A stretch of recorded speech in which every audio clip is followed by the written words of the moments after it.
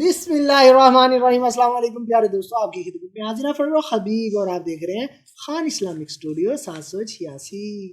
تشریحات بخاری جلد اول حدیث نمبر 67۔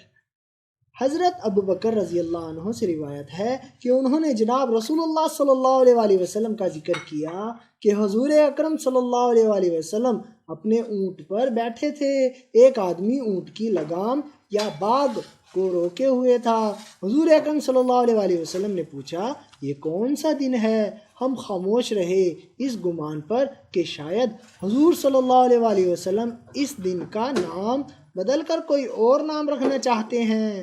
تو حضور اکرم صلی اللہ علیہ وآلہ وسلم نے ارشاد فرمایا کہ کیا یہ نہر یعنی قربانی کا دن نہیں ہے؟ ہم نے کہا کیوں نہیں، بے شک۔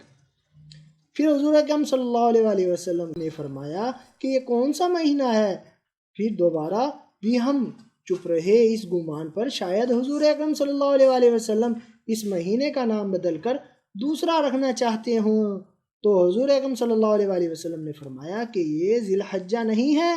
ہم نے کہا کیوں نہیں، بے شک ذی الحجہ ہی ہے۔ حضور اکرم صلی اللہ علیہ وآلہ وسلم نے ارشاد فرمایا تو سن لو کہ بے شک تمہارے اعمال اور تمہاری آبروئیں ایک دوسرے کے درمیان ایسے ہی حرام ہیں جیسے اس دن کی حرمت اس مہینے میں اور تمہارے اس شہر میں ہے۔ بس یہ پیغام حاضر غائب کو پہنچا دے۔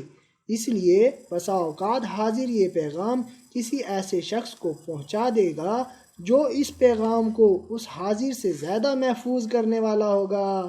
پیارے دوستو، مزید اس طرح کی انفارمیشن کے لیے چینل کو سبسکرائب ضرور کریں اور بیل آئیکن بھی دبا دیں تاکہ ہمارا رابطہ بنا رہے۔ ویڈیوز کو لائک اور شیئر بھی کریں۔ اللہ آپ سب کو خوش رکھے، آمین۔ اللہ کمی پیشی معاف فرمائے، آمین۔ جزاک اللہ۔